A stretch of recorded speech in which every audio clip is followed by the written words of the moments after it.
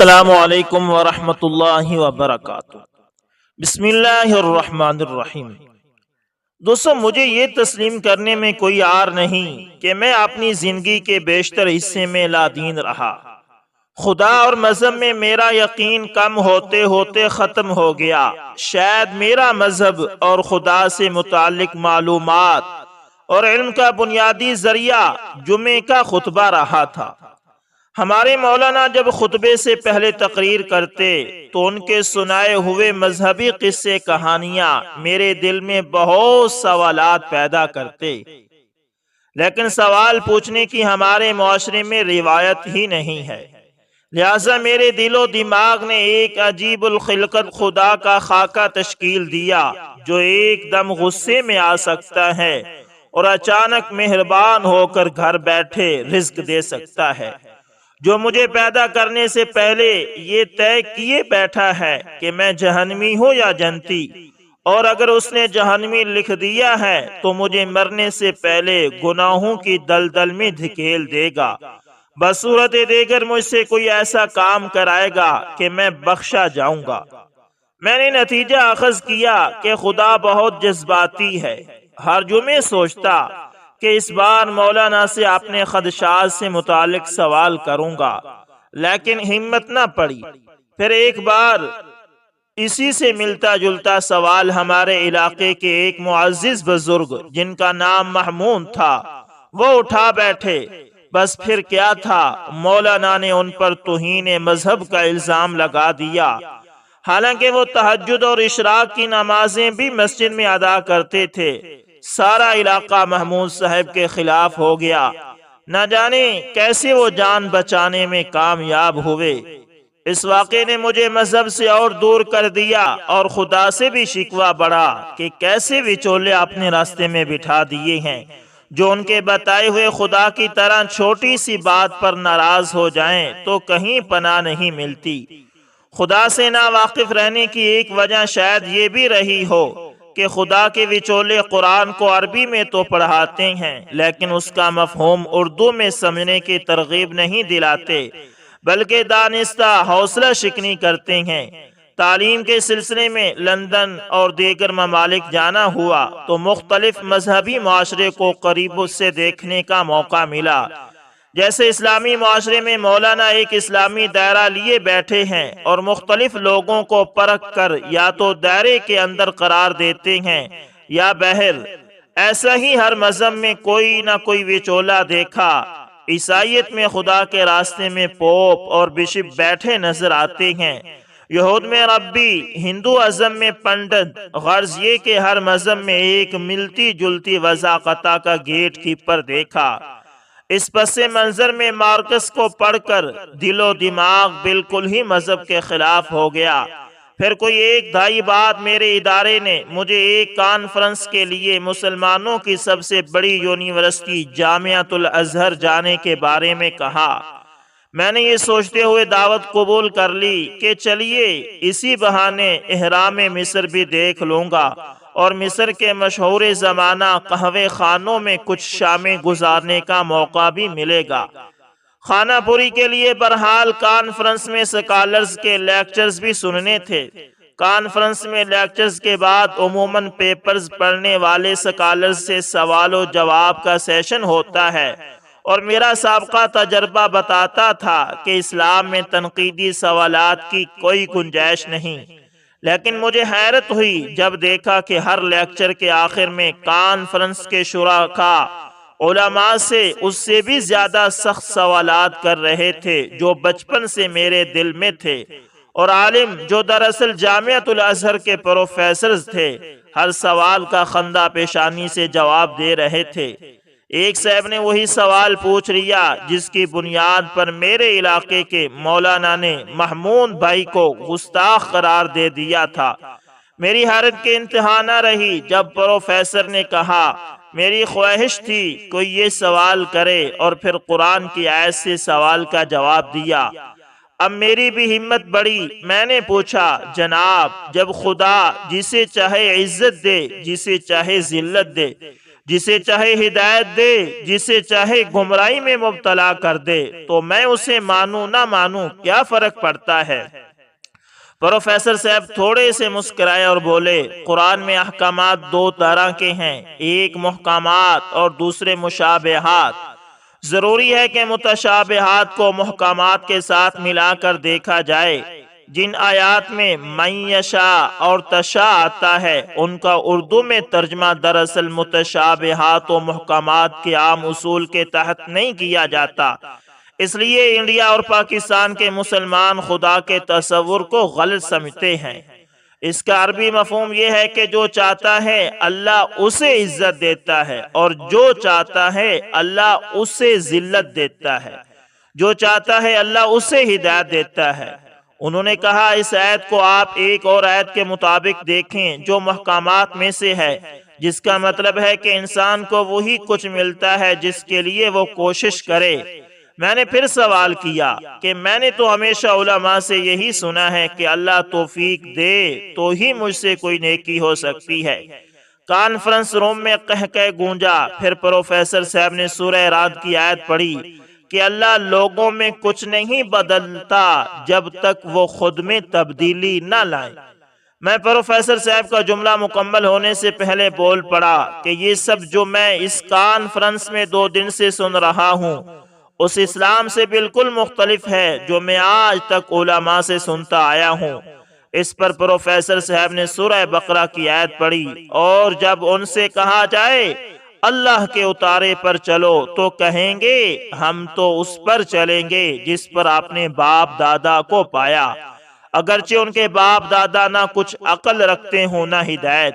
پھر پروفیسر صاحب کہنے لگے، قرآن اللہ نے میرے اور تمہارے لیے ہی اتارا ہے، اسے خود پڑھتے اور سمجھتے کیوں نہیں؟ میرے یا کسی بھی مولوی کے محتاج کیوں ہوتے ہو؟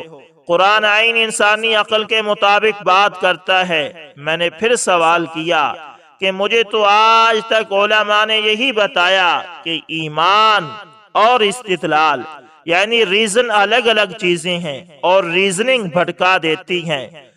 اس بار پروفیسر صاحب نے انڈین اور پاکستانی علماء کی کم علمی اور تنگ نظری کی وجوہات پر بات کی، اور سورہ انفال کی ایک آیت پڑھی کہ اللہ کی نظر میں وہ جانوروں سے بھی بدتر ہیں جو گونگے بہرے بنے رہتے ہیں اور استدلال نہیں کرتے۔ بس پھر میں جیسے گونگا ہو گیا۔ کانفرنس کے اختتام پر پروفیسر صاحب نے قرآن کی انگلش ترجمے والی کاپی گفٹ کی۔ مجھے یاد ہے میں نے اگلے 4 دن میں قرآن کا ترجمہ مکمل پڑھ لیا تھا۔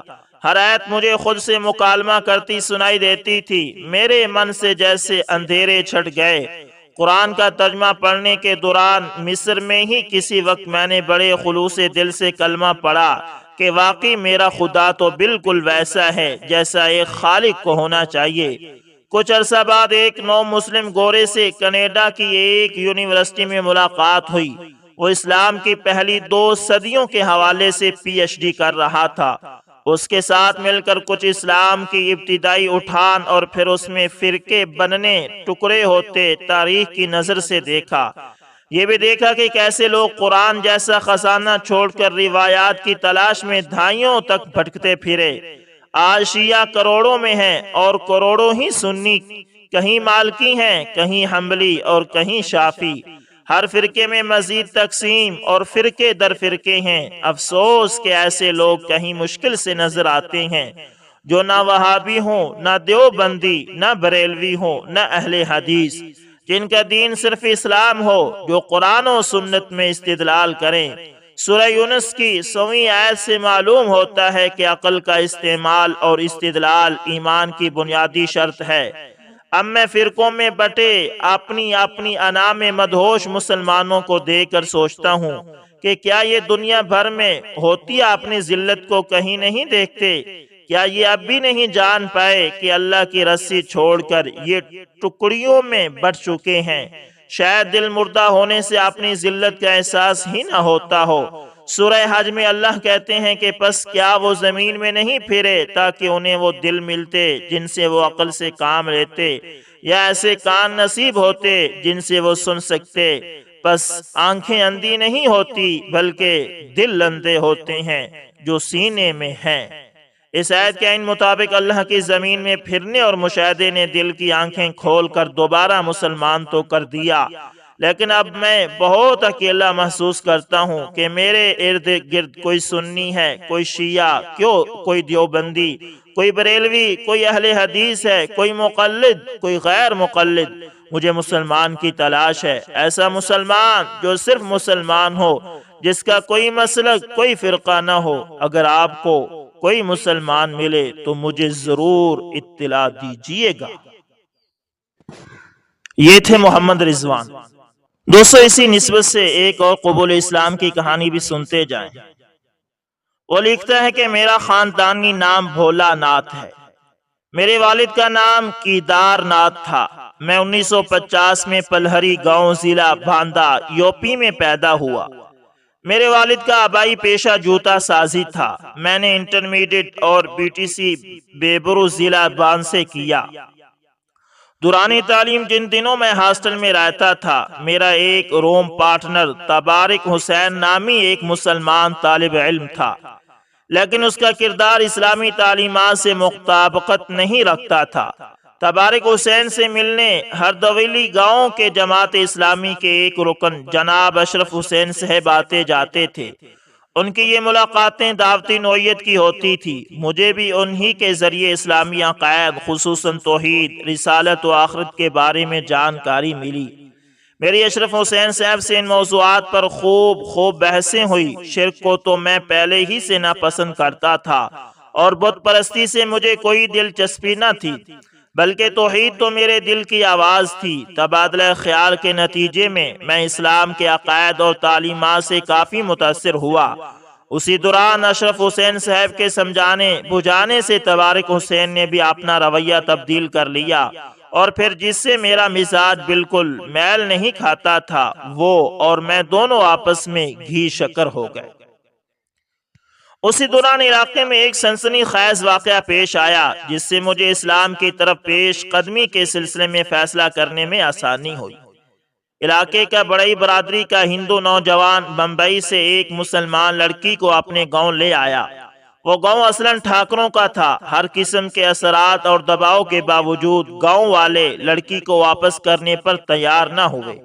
کافی تناؤ والے ماحول میں اشرف حسین صاحب نے کسی طرح خفیہ طور سے لڑکی سے رابطہ قائم کیا، اور پھر لڑکے سے بھی رابطہ قائم کرنے میں کامیاب ہو گئے۔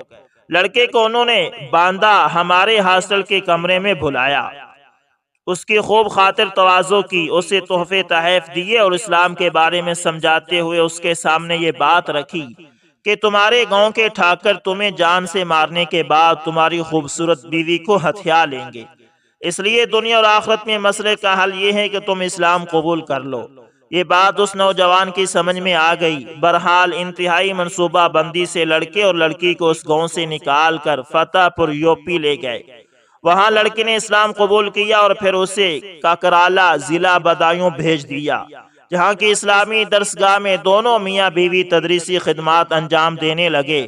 بعد میں لڑکے نے ممبئی میں اپنے سسرال سے بھی تعلقات بہتر کر لیے اور پھر وہ دونوں ممبئی منتقل ہو گئے۔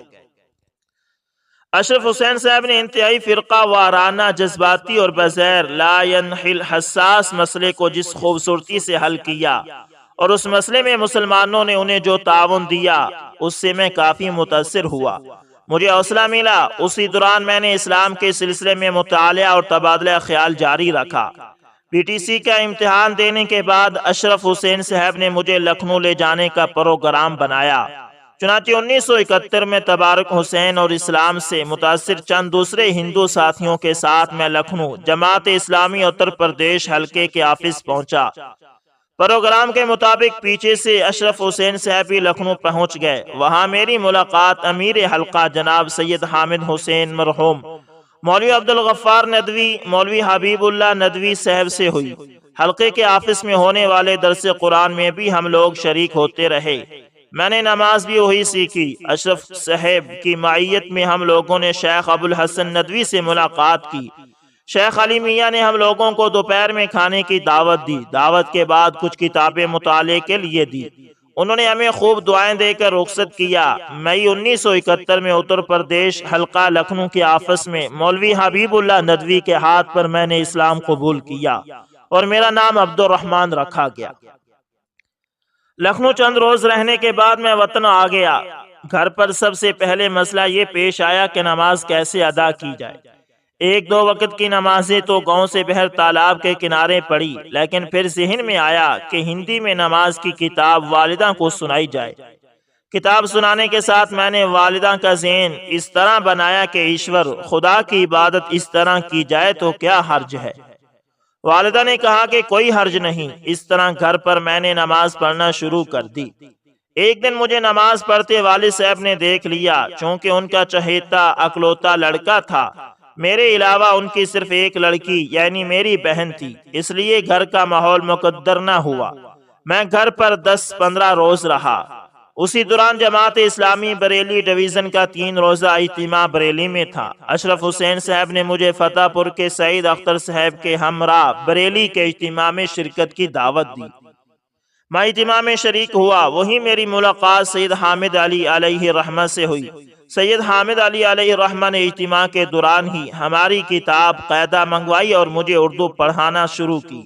اسی دوران میرے بارے میں فیصلہ ہوا کہ مجھے سید حامد علی کے ہمراہ تعلیم و تربیت کے لیے ان کے وطن میران پور کٹرا ضلع شاہجہاں پور یوپی بھیج دیا جائے، جہاں ان دنوں مولوی صاحب رہائش اختیار کیے ہوئے تھے۔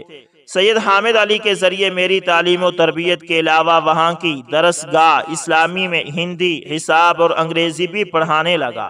چونکہ مولوی سید حامد علی زیادہ تر دورے پر رہتے تھے، اس لیے انہوں نے مجھے مشورہ دیا کہ میں کٹرا میں مقیم رکن جماعت ڈاکٹر ولی اللہ صدیقی مرحوم سے اردو وغیرہ پڑھوں۔ الحمدللہ 18 دنوں کے اندر مجھے اردو کی اتنی استعداد ہو گئی کہ میں نے ما نامہ نور والحسنات کو پڑھنا شروع کر دیا۔ کچھ عرصے کے بعد میں وطن آ گیا اور والدین کو اپنے قبول اسلام کے فیصلے سے آگاہ کیا۔ والدین نے مجھے برا بھلا تو نہ کہا، البتہ انہیں میرے قبول اسلامیت سے بہت زیادہ دکھ ہوا۔ بی ٹی سی کے بعد مجھے ٹیچر کی سرکاری نوکری ملنے کے وسیع امکانات تھے، لیکن میں نے یہ تہیہ کر لیا کہ میں سرکاری نوکری نہیں کروں گا۔ والدین نے کافی کوشش کی کہ میں اپنے دونوں فیصلے بدل دوں، لیکن میں نے سختی کے ساتھ انکار کر دیا۔ اپنے وطن ہی سے میں نے سید حامد علی کو میران پور کٹرا خط لکھ کر اپنے دونوں فیصلوں سے آگاہ کیا۔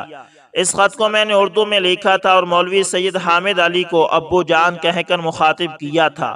گھر سے جب رخصت ہونے لگا تو والدہ زارو قطار رو رہی تھی، لیکن الحمدللہ اللہ نے مجھے استقامت دی اور میں وطن سے کٹرا واپس آ گیا۔ کٹرا واپس آنے کے کچھ روز بعد والدہ کا میرے نام خط آیا، جس میں انہوں نے بتایا کہ میرا ٹیچر کی حیثیت سے سلیکشن ہو چکا ہے اور اس کا آرڈر لیٹر بھی موصول ہو چکا ہے۔ میں نے والدہ کے اس خط کا جواب دیا اور اس میں پھر اس فیصلے کو دہرایا کہ مجھے سرکاری ملازمت نہیں کرنی۔ کچھ دنوں کے بعد میں پھر گھر گیا تو وہاں میرے قبولیت اسلام کی خبر عام ہو چکی تھی۔ میری بچپن ہی میں شادی ہو گئی تھی، لیکن چونکہ لڑکی کی عمر بہت کم تھی، اس لیے اہلیہ باضابطہ رخصت ہو کر گھر نہیں آئی تھی۔ میرے سسرال والوں نے میرے اسلام قبول کرنے پر پہلے تو نہایت برہمی کا اظہار کیا، لیکن اپنی لڑکی کو میری موجودگی میں میرے گھر بھیج دیا۔ میں نے سسرال والوں، سسر اور سالے صاحبان وغیرہ کے سامنے یہ بات واضح کر دی کہ اگر لڑکی اسلام قبول کر لیتی ہے تبھی میں اسے اپنے ساتھ رکھوں گا، ورنہ نہیں۔ سسرال والوں نے آپس میں تبادلہ خیال کیا، لیکن نہ ہی سسرال والوں کی اور نہ ہی بیوی کی اس معاملے میں آمادگی ہوئی۔ اس طرح میری شادی کا معاملہ ختم ہو گیا۔ گاؤں کے لوگوں نے میرے والدین سے مطالبہ کیا کہ اسے ہمارے حوالے کر دو، ہم اس سے نپٹ لیں گے، لیکن والدین اس کے لیے قطعاً تیار نہ ہوئے۔ میں گاؤں سے واپس آیا، لیکن وقتاً فوقتاً والدین سے ربط و تعلق برقرار رکھنے کے لیے اس طرح وطن جاتا کہ کم سے کم لوگوں کو اس کی اطلاع ہوتی اور میں واپس آ جاتا۔ والدین سے بہتر تعلقات والا رویہ میں اسلامی تعلیمات ہی کی روشنی میں انجام دے پا رہا تھا۔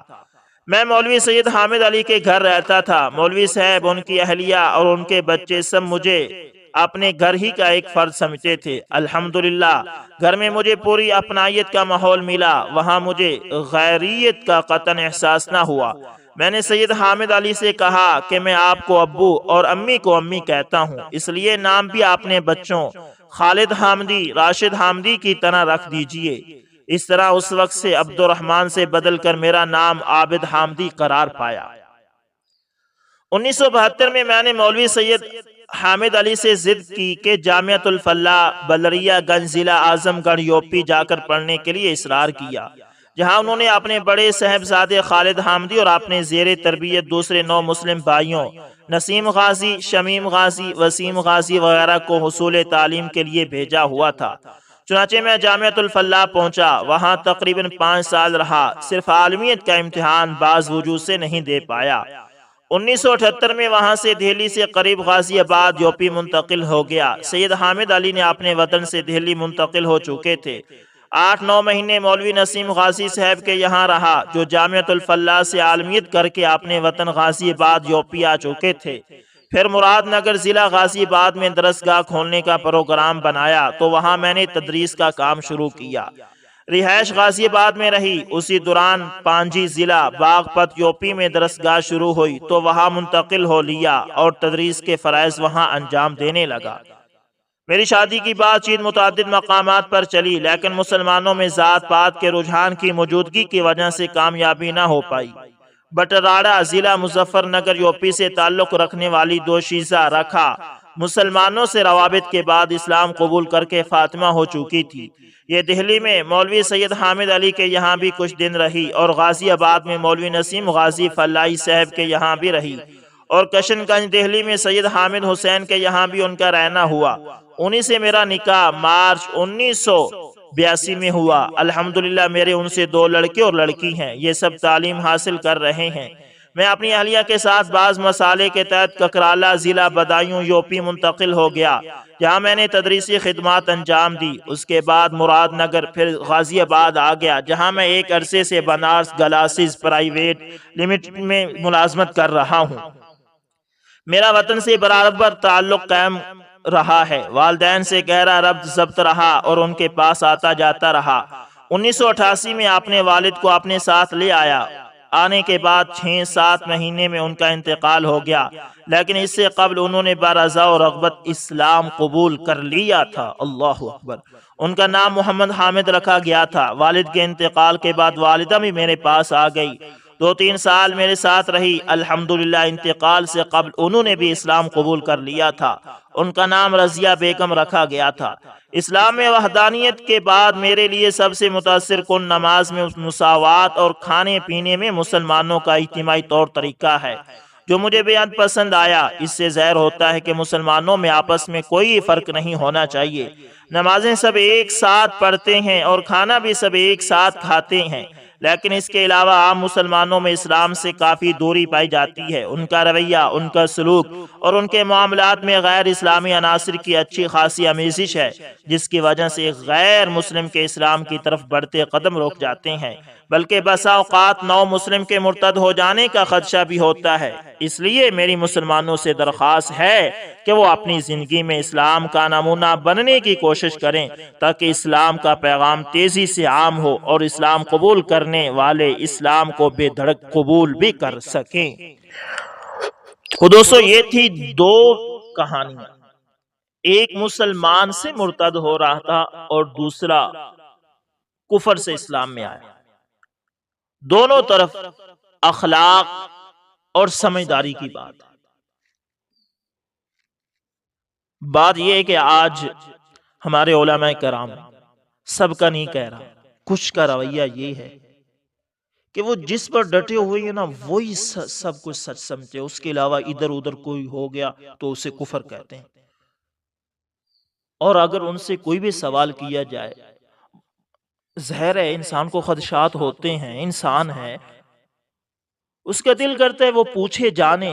اب اگر کوئی مذہب کے متعلق کوئی پوچھ لیتا ہے تو اس پر کفر کا فتویٰ لگ جاتا ہے۔ یہ ہماری کم ظرفی اور کم علمی ہے۔ اللہ تعالیٰ سے دعا کہ اللہ تعالیٰ ہمیں قرآن و سنت کو صحیح طور طریقے پر سمجھنے کی توفیق عطا فرمائے۔ ملتے ہیں کسی نیکسٹ اچھی سی ویڈیو کے اندر، تب تک کے لیے اللہ حافظ، جزاکم اللہ خیر۔